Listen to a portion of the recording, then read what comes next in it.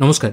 RRB এনটিপিসির form fill up চলছে এবং এই মুহূর্তে আপনাদের সবথেকে বড় প্রশ্ন, যারা জেনারেল ছাড়া অন্য ক্যাটাগরির মানুষ আছেন, মানে এসসি, এসটি, ওবিসি, ইডাব্লিউএস, তাদের একটাই প্রশ্ন যে আমার স্টেটের কাস্ট সার্টিফিকেট আছে, আমার কি সেন্ট্রালের কাস্ট সার্টিফিকেট করাতে হবে, বা স্টেটের কাস্ট সার্টিফিকেটটা দিয়ে কি এই ফর্ম ফিল আপ করা যাবে? প্রথমেই সহজ কথার সহজ উত্তর দিয়ে দিই, আপনার যদি স্টেটের এসসি, এসটি সার্টিফিকেট থাকে আপনারা কিন্তু ফর্মটা ফিল আপ করতে পারেন, কিন্তু যখন আপনার ডকুমেন্ট ভেরিফিকেশন হবে তখন কিন্তু আপনার সেন্ট্রালের সার্টিফিকেটটি লাগবে, যেটি আপনাকে এখন থেকেই করিয়ে নিতে হবে। এবার এই সেন্ট্রাল সার্টিফিকেট বা সেন্ট্রাল কাস্ট সার্টিফিকেট করানোর জন্য, মানে এসসি, এসটি, ওবিসি, ইডাব্লিউএস ক্যাটাগরির যারা আছেন, এই সার্টিফিকেট রেডি করার জন্য কি কি ডকুমেন্ট লাগবে সেটা আমি আজকের এই ভিডিওর মাধ্যমে আলোচনা করে দেবো। যদিও সেন্ট্রাল কাস্ট সার্টিফিকেটের যে ফরম্যাট আছে সেটা আরআরবি এনটিপিসির যে নোটিফিকেশন আছে সেই নোটিফিকেশনের একদম শেষের দিকে এইরকমভাবে কিন্তু সেই সার্টিফিকেটের ফরম্যাটগুলো দেওয়া আছে। এবার শুধু এগুলো দিলেই তো হবে না, এর সঙ্গে আনুষঙ্গিক আরও ডকুমেন্ট লাগবে, সেগুলো আমরা দেখে নিই।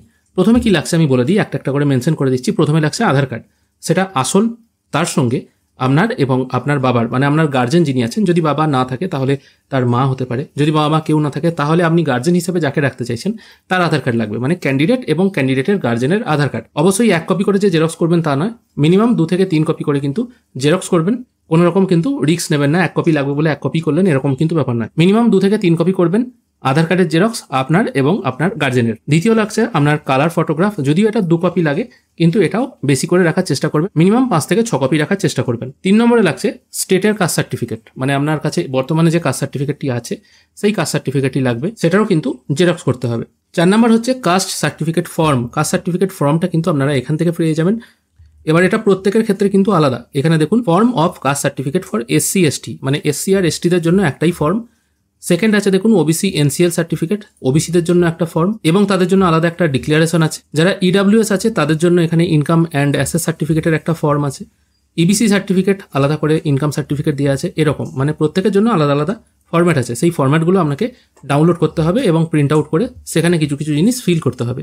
5 নম্বর আছে একটি আবেদনপত্র। এই আবেদনপত্রটা একদম সহজ এবং সরল ভাষায় করবেন। আপনি এই ফর্ম যেখানে জমা দেবেন, নর্মালি এটা ডিএম অফিস বা এডিএম অফিসে জমা হয়, সেখানে আপনি তাকে অ্যাড্রেসই করলেন এবং মেনশন করে দিলেন সেন্ট্রাল কাস্ট সার্টিফিকেট পাওয়ার জন্য আবেদনপত্র, এবং মেনশন করলেন আপনি আপনার নাম, আপনার বাবার নাম এবং আপনার বাড়ি কোথায়, এবং তার সঙ্গে এটা লিখবেন আপনার বর্তমানে স্টেটের কাস্ট সার্টিফিকেট আছে যার নাম্বার এটা, বর্তমানে আমি আরআরবি এনটিপিসির ফর্ম ফিল আপ করছি এবং সেখানে সেন্ট্রাল কাস্ট সার্টিফিকেটের প্রয়োজন, সেই জন্য আমি এই সেন্ট্রাল কাস্ট সার্টিফিকেটটি তৈরি করতে চাইছি এবং এটি যাতে আমাকে দেওয়া হয় তার জন্য অনুরোধ করছি। ব্যাস এইটুকু কথা লিখবেন।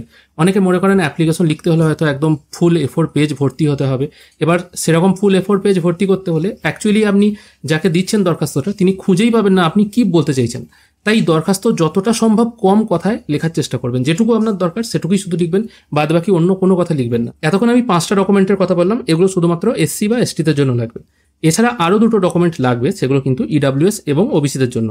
ইডাব্লিউএসদের জন্য আরেকটা ডকুমেন্ট লাগবে, সেটা হলো ইনকাম সার্টিফিকেট, সেটা আপনাকে বিডিওর ইনকাম সার্টিফিকেট নিতে হবে। আর একটা হলো সেলফ ডিক্লারেশন ফর্ম, সেটাও কিন্তু এখানে মেনশন করে দেওয়া আছে। অর্থাৎ মোটামুটি এই সমস্ত জিনিসগুলো লাগবে আপনার সেন্ট্রাল কাস্ট সার্টিফিকেট বানানোর জন্য। এই সমস্ত ডকুমেন্টগুলো নিয়ে আপনার যে ডিএম অফিস আছে বা এডিএম অফিস আছে সেখানে গিয়ে আপনাকে কিন্তু ডকুমেন্ট জমা করতে হবে।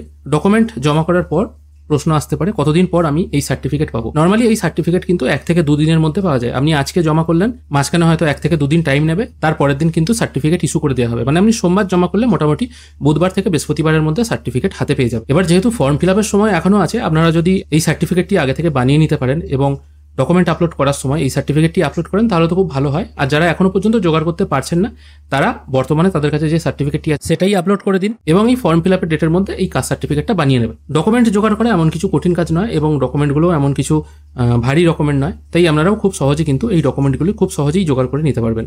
আশা করি আজকের এই ভিডিও দেখে আপনাদেরকে বোঝাতে পারলাম কি করে আপনারা সেন্ট্রাল কাস্ট সার্টিফিকেট পাবেন খুব সহজ পদ্ধতিতে 2 থেকে 3 দিনের মধ্যে।